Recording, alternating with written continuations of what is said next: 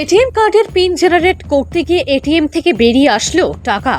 পরবর্তীতে সেই টাকা প্রকৃত মালিকের কাছে পৌঁছে দেওয়ার মানসিকতা নিয়ে থানায় হাজির এক কাঠমিস্ত্রি। ঘটনা সোমবার রাত 9টা নাগাদ ধর্মনগর এসবিআই শাখার এটিএম কাউন্টারে।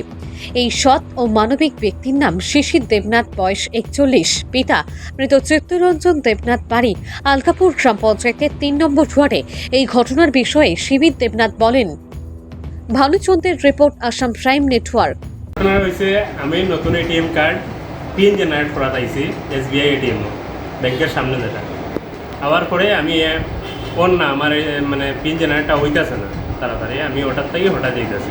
লাস্টে একটা করছি করিয়া আর একটা দেশি লোক একজনে টাকা তুলে এবার যেতাম যাওয়ার গিয়ে পরে রিটার্ন আমি ওই এটিএমও গেছি, হঠাৎ গেছি 3টা দুই গান যাইয়া কার্ড সোয়াইপ করছি। কার্ড সোয়াইপ করে তো কার্ড আর নেন না। হঠাৎ দিকে লাইটটা নিচে দেখায়, মেশিনের নিচে লাইট দেখানোর পরে দেখি টাকাটা সঙ্গে সঙ্গে নিছি। পিছনে 2জন আসলো লোক, আমি টাকা দিছি যে খেয়ে এখন এই টাইম থেকে খেয়ে গেছি। দুজনের মাঝে হয় না, আমরা তো এইটাতেই গেছি না, অন্যটির থেকে। তাই আমি একটু দাঁড়ান, আপনার সামনে আমি টাকাটা গণিলাই। টাকাটা গুনছি ক্যামেরার সামনে 9,500 টাকা।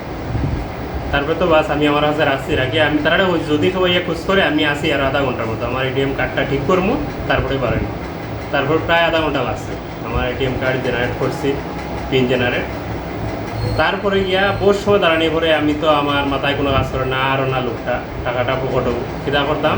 হঠাৎ মাথা যাইলো যে আমি টাকাটা কিতা করতাম, তারপর ওই না থানার দিলে থানার দিতে গেলেও আমি তো জানিয়ে শুনিয়ে দেই।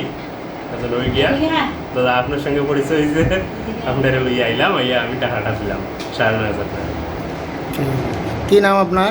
আমার নাম শিশির দেবনাথ। বাড়ি কোন জায়গায় আপনার? বাড়ি আলকাপুর। আপনি কি করেন? আমি কাঠ মিস্ত্রি হব।